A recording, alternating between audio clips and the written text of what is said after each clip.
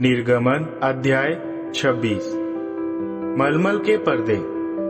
फिर पवित्र स्थान के लिए कुशल कारीगरों द्वारा 10 पर्दे बनाना, जो बंटी हुई मलमल और नीले, बैंगनी और लाल रंग के कपड़ों से बने हो और उस पर कढ़ाई के काम किए हुए करूबों के चित्र हो। हर पर्दे की लंबाई 12 मीटर 60 सेंटीमीटर और चौड़ाई 1 मीटर 80 सेंटीमीटर हो। हर पर्दा एक ही नाप का हो। 5 पर्दों को एक साथ जोड़ना और इसी प्रकार दूसरे 5 पर्दे भी एक साथ जुड़े।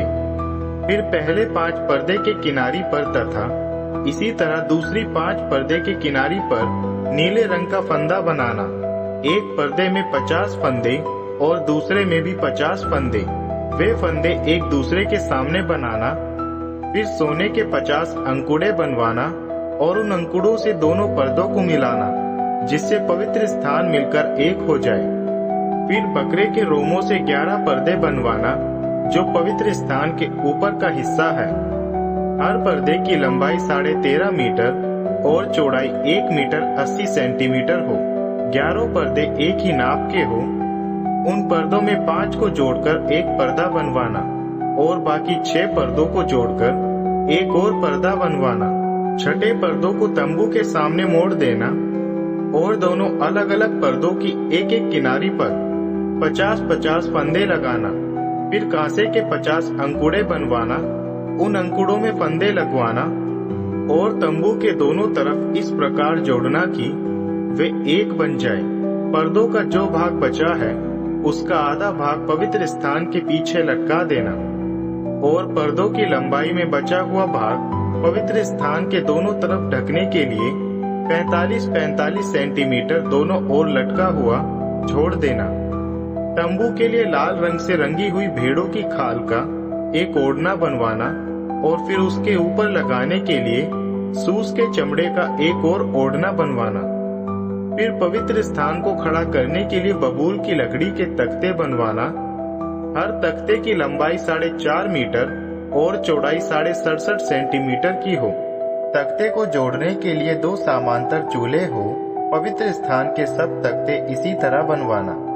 पवित्र स्थान के लिए 20 तख्ते दक्षिण की ओर बनवाना। उनके नीचे चांदी की 40 कुर्सियां बनवाना, जो तख्तों के नीचे रखी जाएंगी। हर तख्ते के नीचे उसकी 2 चूल्हों के लिए 2 कुर्सियां बनवाना और इसी प्रकार उत्तर की ओर भी 20 तख्ते बनवाना और चांदी की 40 कुर्सियां, हर एक तख्ते के नीचे 2 कुर्सियां बनवाना। पवित्र स्थान के पीछे पश्चिम की ओर 6 तख्ते बनवाना और पीछे के भाग के कोनों के लिए 2 तख्ते बनवाना। कोने के दोनों तख्ते एक साथ जोड़ देना चाहिए। तले में दोनों तख्तों की खूंटियां चांदी के एक ही आधार में लगेंगी और दोनों भाग ऊपर से जुड़े हो और नीचे का भाग अलग हो। इस प्रकार 8 तख्ते बनवाना, जिनके नीचे चांदी की 16 कुर्सियां हो। हर तख्ते के नीचे 2 कुर्सियां हो। फिर बबूल की लकड़ी की छड़े बनवाना, अर्थात पवित्र स्थान की एक तरफ के तख्तों के लिए 5 छड़े हो और तथा पवित्र स्थान की दूसरी तरफ के तख्तों के लिए 5 कड़े तथा पवित्र स्थान के पश्चिमी दिशा के तख्ते के लिए 5 कड़े बनवाना। तख्ते के एक तरफ से दूसरी तरफ जाने के लिए तख्ते के बीच में कड़े बनवाना।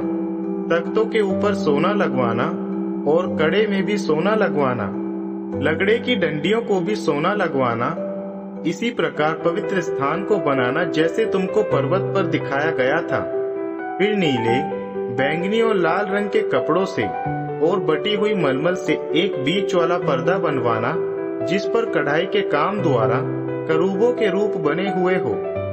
बबूल की लकड़ी के 4 खंबे बनवाना और उनके ऊपर सोना लगाना। इन खंभों पर पर्दों के लिए सोने की कड़ियां और चांदी की 4 कुर्सियां बनवाना। बीच वाले पर्दे को अंकुड़ियों के नीचे लटकाकर उसकी आड़ में साक्षी पत्र का संदूक अंदर रखना। बीच वाले पर्दे के एक तरफ पवित्र स्थान तथा दूसरी तरफ परम पवित्र स्थान होगा। परम पवित्र स्थान में साक्षी पत्र के संदूक के ऊपर करुणासन को रखना। पर्दे के बाहर पवित्र स्थान के उत्तरी भाग में मेज रखना और उसके दक्षिण की ओर मेज के सामने दिया रखना। तंबू के द्वार के लिए नीले, बैंगनी और लाल रंग के कपड़ों का तथा बटी हुई बारीकी सनी वाले कपड़ों की कढ़ाई का काम किया हुआ एक पर्दा बनवाना। इस पर्दे को लटकाने के लिए बबूल की लकड़ी के सोने से मढ़े हुए 5 खंभे बनवाना, उनकी कुंडियां सोने की हो और उनके लिए कांसे की 5 कुर्सियां बनवाना।